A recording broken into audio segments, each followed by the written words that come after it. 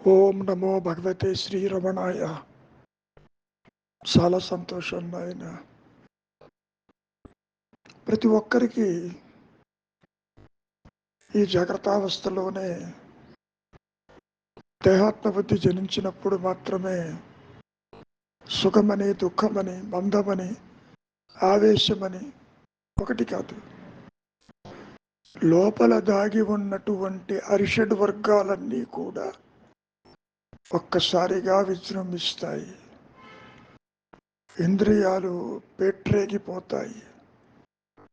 ఒక్కొక్క ఇంద్రియం అది బహిర్గతమైనప్పుడు ఈ అహంకారము అది గుర్రాలు లాగా పరిగెడుతుంటే ఇది దాని వెంట పరిగెడుతూ ఉంటుంది. ఇది కావాలను, అది చూడాలను, ఇది అనుభవించాలను, అది పొందాలను ఒకటి కాదు. ఇదే విషయాన్ని రమణ మహర్షుల వారిని దర్శించటానికి వచ్చినటువంటి వాళ్ళల్లో ఒకరు అడుగుతున్నారు, ఈ జాగ్రత్తావస్థలో మాత్రమే కళ గురించి నాకేమి ఇబ్బంది లేదు, కలగంటాను, సుఖమో దుఃఖమో భయమో మెలకు రాగానే అదృశ్యమైపోతుంది, నిద్రలో ఆ సమస్య లేదు. కానీ ఈ జాగ్రత్తావస్థలో నేను జగత్తును చూస్తున్నాను, ఇతరులను చూస్తున్నాను, ప్రపంచాన్ని చూస్తున్నాను, కష్ట సుఖాలు చూస్తున్నాను, ఇవన్నీ బాగా అర్థమవుతున్నాయి నాకు.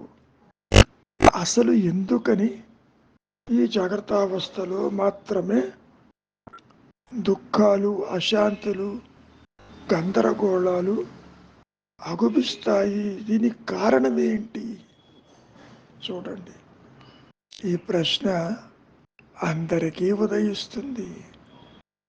అడిగినటువంటి వారికే కాదు, దానికి మహర్షుల వారు చాలా క్లుప్తంగా, నిన్ను నీవు చూడగలిగితే అంటే నీవు నీవుగా నిలిచి ఉన్న ఆత్మస్థితిలో జ్ఞానవృత్తి చేత నీ స్వరూపాన్ని, నీ సత్యత్వాన్ని, నీ జ్ఞానమయ స్థితిని నీవు చూడగలిగితే, ఇక్కడ చూడటము అంటే కళ్ళతో అనుకోబాకండి.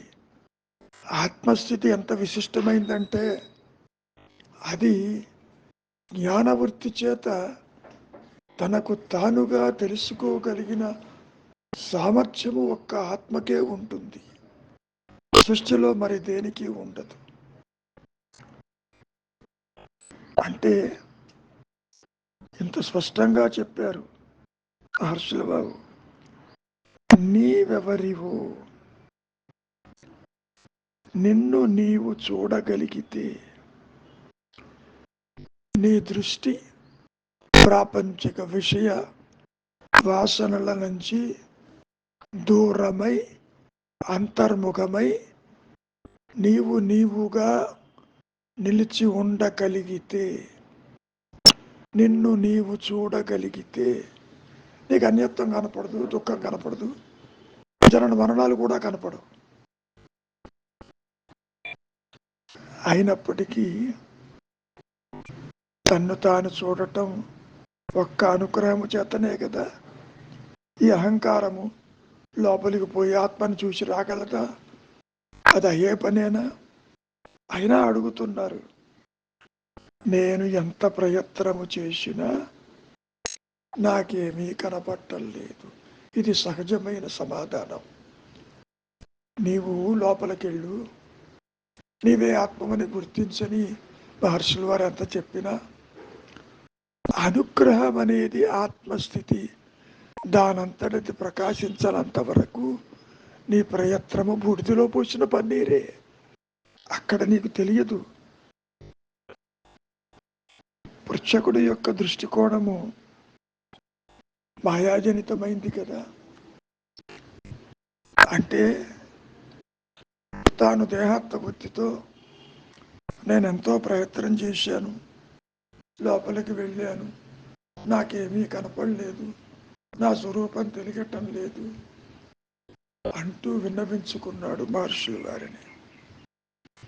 సరే, నీవు నిద్రపోతావు కదా, నిద్రలో నీవెట్లా ఉన్నావు? అప్పుడు నీకు నేనన్న తలంపు ఉందా లేదా? అక్కడ లేదు కదా. అది లేదు కాబట్టి నీవు సుఖంగానే ఉన్నానని అంటున్నావుగా. మెలకులో అన్నిటికీ మూలమైనటువంటి ఈ అహంకారం ఉంది చూశావు. తలపుల నుంచి నీవు విడగొట్టు, దూరంగా ఉండు. ఎందుకంటే నీ ఆలోచనలే, నీ సంకల్పాలు, నీ దృక్పథాలు, నీ అభిప్రాయాలు అవి నీ సహజానందాన్ని, నీ సహజత్వాన్ని కప్పివేస్తున్నాయి సుమ. కనుక ఏ ఆనందాన్నైతే, ఏ సహజత్వాన్నైతే అడ్డుకుంటున్నదో ఈ ఇతరమైనటువంటి ఆలోచనలు, వాటన్నిటినీ అవతల పారై వాటి జోలికి పోవద్దు. నిద్రలో నీకు వ్యక్తమైనట్లే నీ సహజ స్థితి అయిన ఆనందం ఇక్కడ కూడా నీకు అది భాషిస్తుంది. ఏది కొత్తగా రాదు. నిద్రలో ఉన్న నీ సహజత్వము ఇప్పుడు కూడా ఉన్నది కదా.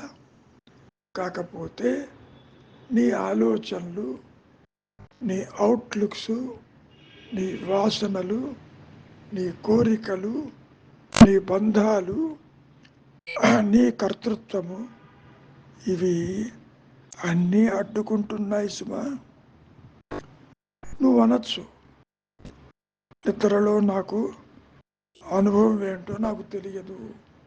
మీరు చెప్తున్నారు బాగానే ఉంది, నిద్రలో ఉన్నది ఆత్మేను, సుఖమేను, నీ స్వరూపమేను అని.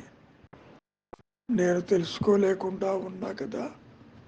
నిద్రలో ఉన్నది నాకు ఎలా తెలుస్తుంది? నిద్రపోతుంటే నా దేహం ఎట్టిపోయిందో తెలియదు, సంసారం ఉందో లేదో తెలియదు. అసలు జగత్ అనేది ఒకటి ఉన్నదా అని నాకు ప్రశ్న కలుగుతూ ఉంటుంది అప్పుడప్పుడు.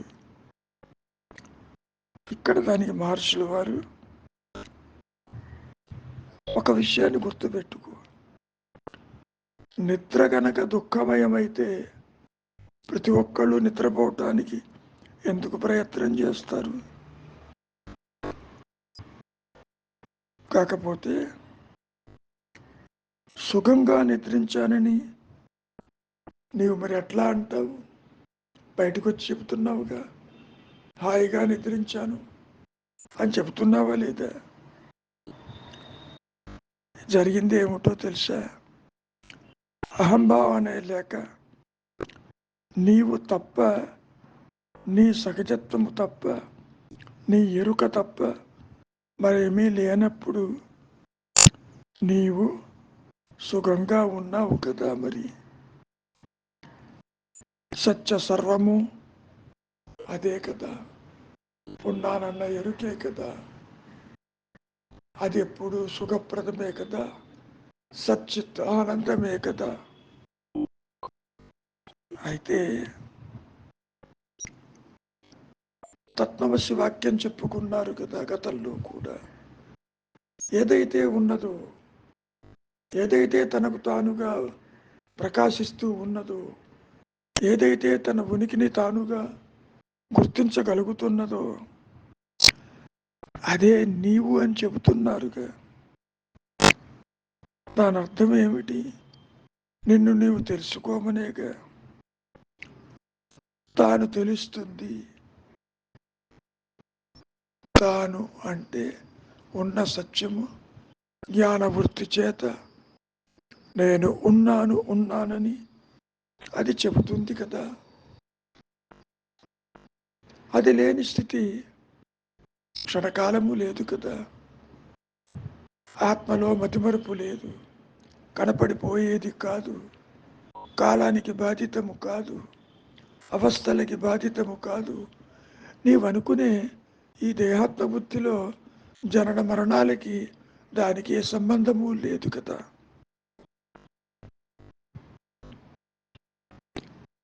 ఇంతటితో ఆగటం లేదు.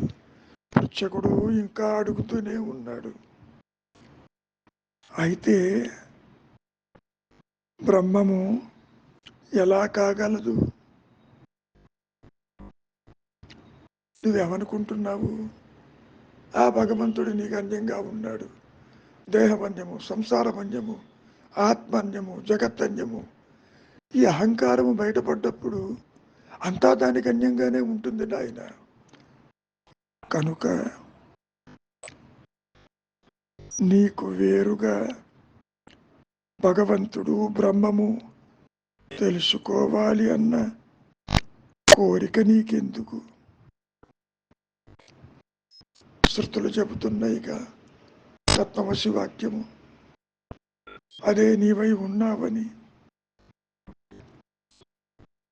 ఆత్మ నీకెంతో పరిచయం ఉన్నా పరిచయం లేనట్టుగా చెబుతున్నావు. కారణం ఈ అహంభావన, అహంకారము నిన్ను భ్రష్టు పట్టిస్తుంది, దుఃఖానికి లాక్కెడుతుంది, బంధాలలో చిక్కుకునేట్టు చేస్తుంది. అది ఉందేమో చూడు, అది లేదు.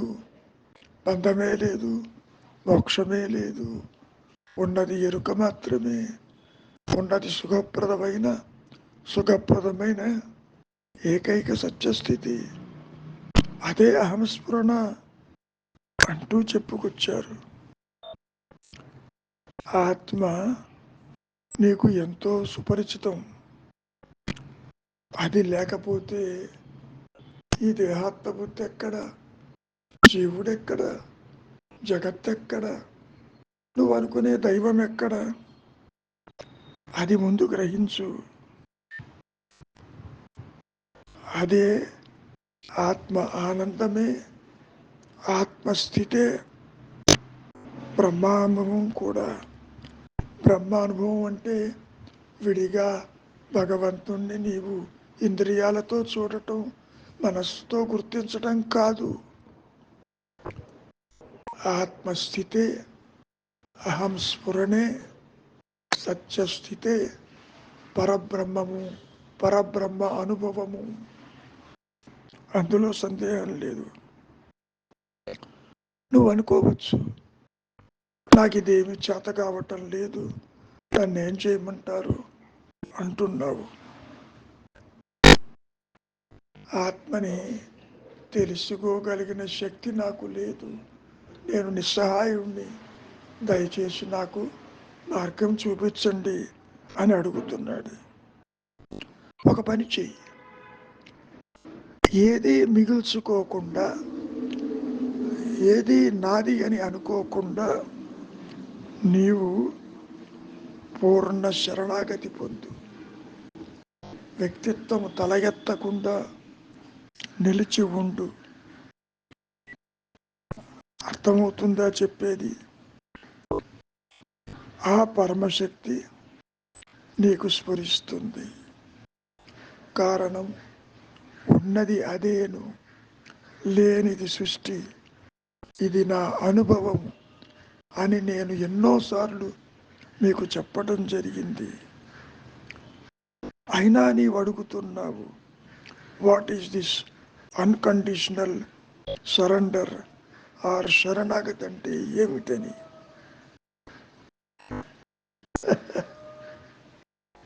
చాలా తేలికైంది. నీవు ఏ షరతులు లేకుండా అన్కండిషనల్ సరెండర్ అయినప్పుడు ఇటువంటి ప్రశ్నలకి తాగులేదు. తలపోసేవాడు కానీ ఉండడు. అహంభావనను కంటిపెట్టుకున్నందువల్ల ఈ తలపులను ఎలా నిర్మూలించాలని నువ్వు అనుకుంటున్నావు. కనుక ఆ ఉच्चతర శక్తికి పూర్తిగా శరణాగతిగా తన్నెప్పుడైతే సమర్పించుకోవటం జరుగుతుందో అదే నిన్ను నడిపిస్తుంది. చేతనవుతుందా? విచారం చెయ్యి. చేత కాదా? పూర్ణ శరణాగతిగా తలపుల వెంట పరిగెత్తవద్దు. ఈ తలపులను తలపోసేవాడి యొక్క ఈ అహంభావం ఉంది చూశావు, అది ఉందేమో వెతుకు. లేదా అహంభావ మూలానికి అంటిపెట్టుకుని ఉండు. తలపులను నిర్మూలన చెయ్యాలి, వేరే మార్గం లేదు. సర్వశక్తికి అన్కండిషనల్గా నీవు ఎప్పుడైతే పూర్తిగా సమర్పించుకుంటావో అప్పుడు నీకు వద్దన్న నీ సహజత్వమే అనుకరణ చేత అది ప్రకాశిస్తూ ఉంటుంది. ఆత్మసిద్ధికి రెండే దారులు. చేతనవుతుందా? విచారం చెయ్యి. చేత కాదా? శరణాగతి పొందు. సరే, ఏది చేత కాదా ఊరక ఉండు, అది చూసుకుంటుంది. మంచిది. మౌనమే శరణ్యం.